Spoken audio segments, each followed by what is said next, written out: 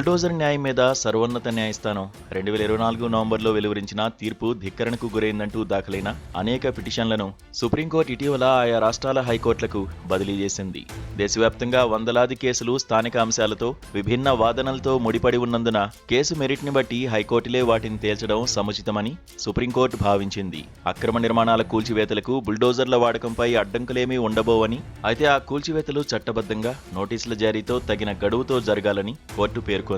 సోమనాథ్ ఆలయ సమీపంలో మసీదుల కూల్చివేతల నుంచి మహారాష్ట్ర, యూపీ తదితర అనేక రాష్ట్రాల్లో పలు రకాల నిర్మాణాల కూల్చివేతలు యథేచ్ఛగా సాగిపోతున్నాయని 2 ఏళ్ల నాటి తీర్పులో సుప్రీంకోర్టు ప్రవచించిన మార్గదర్శకాలను అధికారులు బేఖాతరు చేస్తున్నారు అన్నది పిటిషన్దారుల వాదన.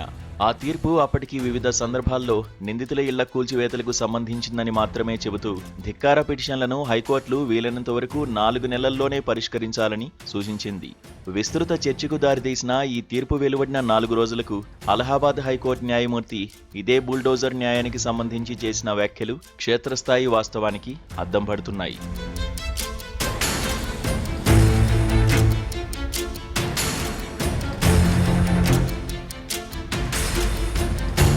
ఉత్తరప్రదేశ్ హమీర్పూర్ జిల్లాకు చెందిన 3 వ్యక్తులు తమ నివాసాలు, వ్యాపారాలపై ప్రభుత్వం బుల్డోజర్తో విరుచుకుపడే ప్రమాదం ఉన్నదన్న భయంతో ముందస్తు రక్షణ కోసం అలహాబాద్ హైకోర్టును ఆశ్రయించారు. పోక్సో చట్టాన్ని, మతమార్పిడి నిరోధక చట్టాన్ని ఉల్లంఘించిన నేరాలపై వారి సమీప బంధువు ఒకరిపై పోలీసులు ఎఫ్ఐఆర్ నమోదు చేసి వీరి ఆవాసాలను, ఆస్తులను కూడా సీజ్ చేయడం వారి ఈ అనుమానానికి కారణం. తాము ఏ నేరమూ చేయలేదని, తమపై ఏ కేసులు లేవని, ఆ నిందితుడికి ఈ ఆస్తులకు సంబంధం కూడా లేదని, అయినా పోలీసులు వీటిని లక్ష్యంగా చేసుకోవడం వల్ల తాము నిలువనీడ కోల్పోయి జీవనాధారానికి కూడా దూరమైనామని వారు విన్నవించుకున్నారు. రాష్ట్ర ప్రభుత్వం ఎప్పట్లాగానే పాత వాదనే వినిపించింది. ఆ నిందితుడిపై ఎఫ్ఐఆర్కు ఈ 3 ఆస్తులను సీజ్ చేయడానికి ఏ సంబంధం లేదని, వీరి నిర్మాణాలన్నీ ప్రభుత్వ భూముల మీద ఎటువంటి అనుమతులు లేకుండా ఉన్నందునే చర్యలు తీసుకుంటున్నామని పేర్కొంది.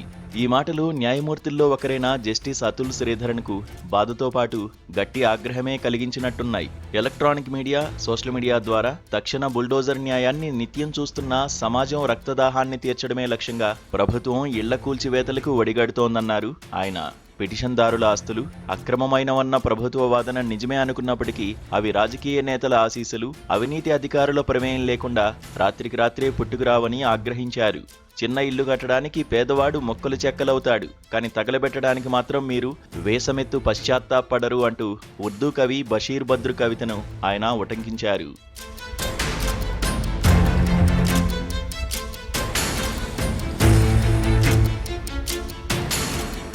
ఇక క్రిమినల్ కేసుల్లోని నిందితుల నివాసాలను కూల్చేందుకు అధికారులు ప్రదర్శించే దూకుడును నియంత్రించడానికి ఆయన ఓ 2 అదనపు రక్షణలను ప్రతిపాదించే ప్రయత్నం చేశారు. కానీ చట్టబద్ధమైన సంస్థలను తమ అధికారాలను వినియోగించకుండా అడ్డలేమంటూ తోటి న్యాయమూర్తి విభేదించారు. అభిప్రాయ భేదం దృష్ట్యా ఈ విభజిత తీర్పును సుప్రీంకోర్టు ప్రధాన న్యాయమూర్తికి వారు నివేదించారు.